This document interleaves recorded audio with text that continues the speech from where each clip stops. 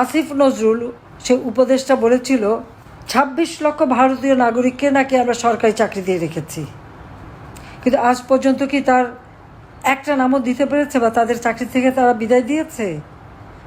২৬ লক্ষ কোথায় চাকরি দিলাম? আমার বেসামরিক প্রশাসনে কর্মরত আছে ১৪,৪৩,৫১৮ জন কর্মকর্তা কর্মচারী। তাহলে ২৬ লক্ষ কোথায় আমি চাকরি দিয়েছি ভারতীয়দের? তার কোনো জবাব আছে? কে জবাব নেবে তার কাছ থেকে? ইউনূস জবাব দিক, আসিফ নজরুল জবাব দিক। এরকম মিথ্যা বয়ান দিয়ে মানুষকে তারা বিভ্রান্ত করেছিল। আজকে যারা বিভ্রান্ত হয়েছে তারা কি এটা উপলব্ধি করতে পারেন যে কত বড় মিথ্যাবাদী, কত বড় মিথ্যাবাদী? এইভাবে মিথ্যা অপপ্রচার চালিয়ে মানুষকে বিভ্রান্ত করেছে।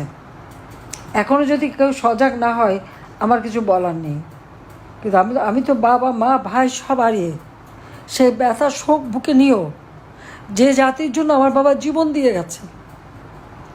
আমরা তো ছোটোবেলা বাবাকে কতদিন পেয়েছি, 1-2 বছর তো পাইনি।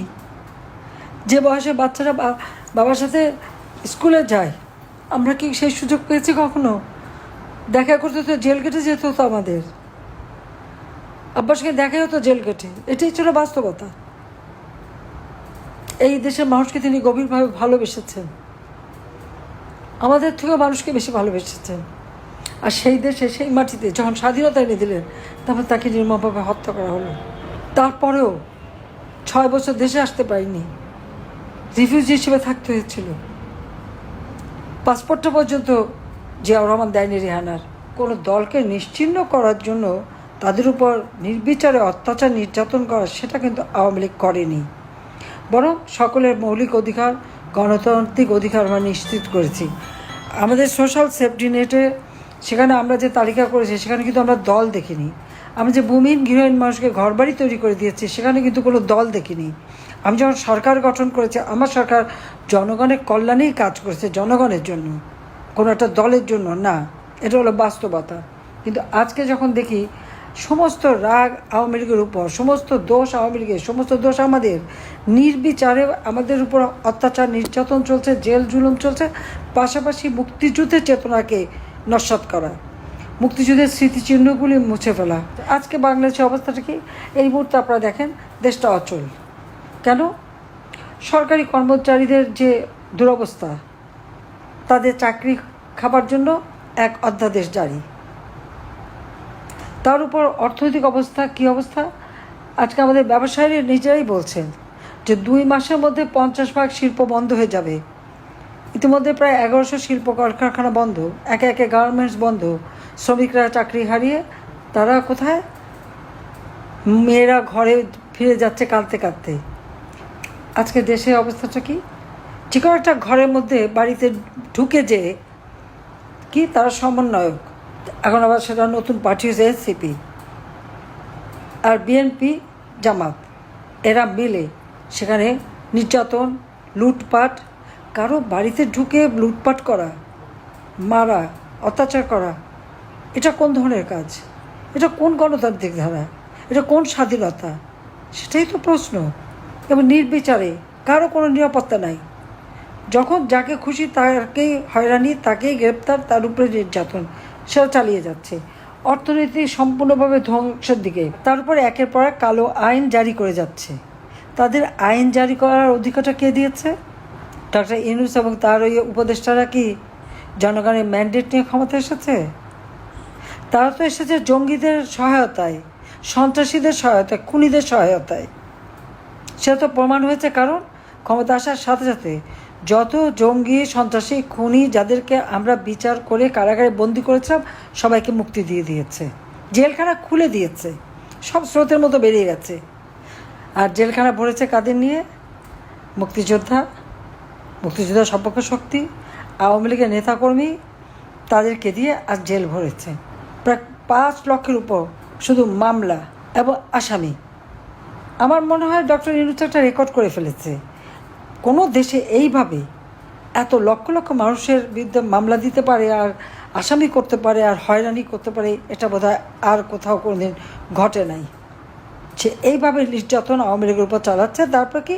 আওয়ামী লীগের কার্যক্রম নিষিদ্ধ। স্বৈরাচার বলা হয় আমাকে। স্বৈরাচার কে? আপনারা দেখেছেন সরকারি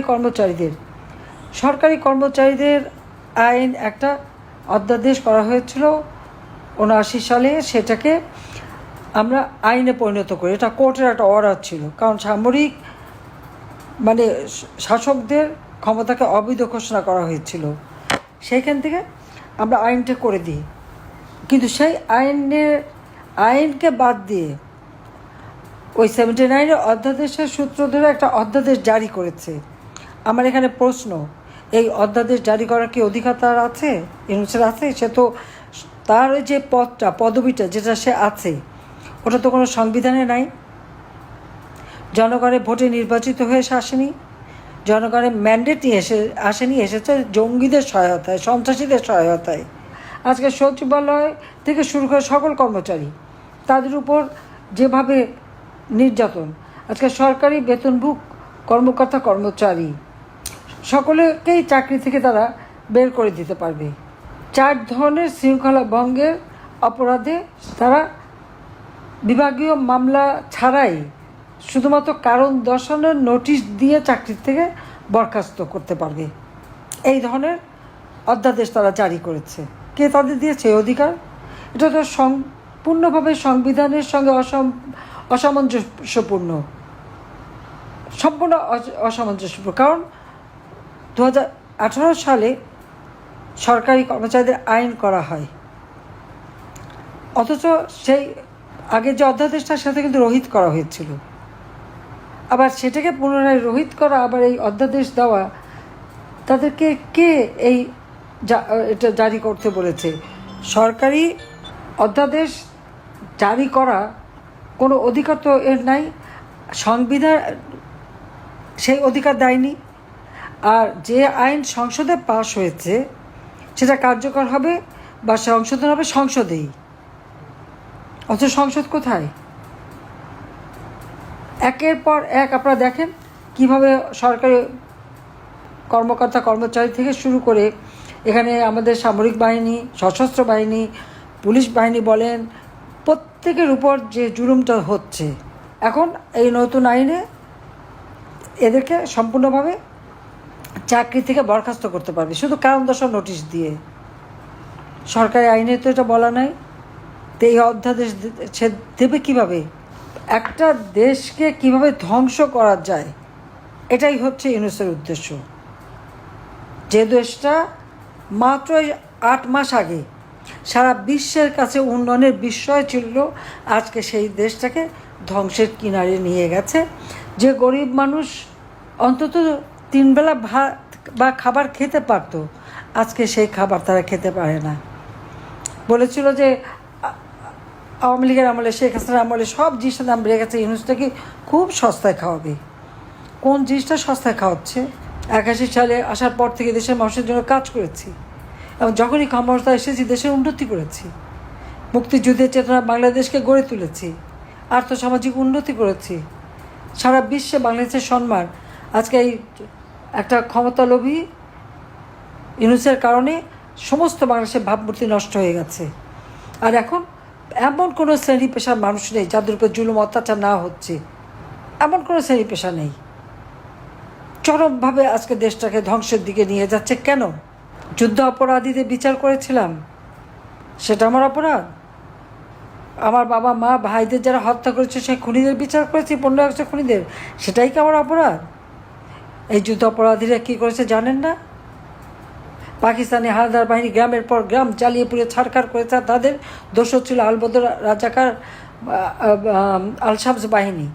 মেয়েদেরকে ধরে যখন ক্যাম্পে নিয়ে যায়, এই রোকেয়া হলে যেভাবে রেপ করেছে এবং নির্যাতন করেছে 25শে মার্চ রাত্রে। যারা সেই ইতিহাস জানেন না, আমি মনে করি এখন ইউটিউবে অনেক সময় অনেক ইতিহাস পাওয়া যায়, একটু দেখবেন পড়ে। তরুণ সমাজকে আমি বলবো, শিক্ষিত সমাজকে আমি বলবো, তাদের এই ইতিহাস জানা উচিত। এই যে মেয়েদেরকে নিয়ে গেছে, তাদেরকে তো শাড়িটাও পরতে দিত না, একটা পেটিকোট গরমাতে পরে থাকতো। তাদের উপর যেভাবে অত্যাচার আছে, সমস্ত শরীর তাদের ক্ষত বিক্ষত ছিল, কোথাও দাঁতের কামড়, কোথাও বেলনেটের খোঁচা। তাদেরকে যখন উদ্ধার করা হয়, উদ্ধার করে এই সমস্ত মেয়েদের চিকিৎসা পুনর্বাসনের ব্যবস্থা এবং বীরাঙ্গনা নাম দিয়ে তাদের সম্মান দিয়ে গেছিলেন জাতির পিতা বঙ্গবন্ধু শেখ মুজিবুর রহমান। আমার মা নিজে দাঁড়িয়ে থেকে তাদের বিয়ে দিয়েছিলেন। অনেক বাবা মা নিতে চায়নি, তাদের অন্য বাচ্চারা আছে, তাদের বদনাম হবে, সেই জন্য ঠিকানা দিয়েছিলেন এই মেয়েদের যে তাদের ঠিকানা হবে 32 নম্বর বঙ্গবন্ধু ভবন, পিতার নাম শেখ মুজিবুর রহমান। আর সেই 32 নম্বর যে বাড়ি থেকে জাতির পিতা স্বাধীনতা ঘোষণা দিয়েছেন, যে বাড়িতে জাতির পিতা বঙ্গবন্ধু শেখ মুজিবকে নির্মমভাবে হত্যা করা হয়েছে, আমার পরিবারের সকল সদস্য সহ যে পরিবার ছিল এই নির্যাতিত মেয়েদের ঠিকানা, সেই বাড়িটাও জ্বালিয়ে দিয়েছে, বুলডোজার দিয়ে ভেঙেছে, হাতুড়ি দিয়ে যারা ভেঙেছে আর দাঁত বের করে হেসেছে, তাদের লজ্জা হয় না?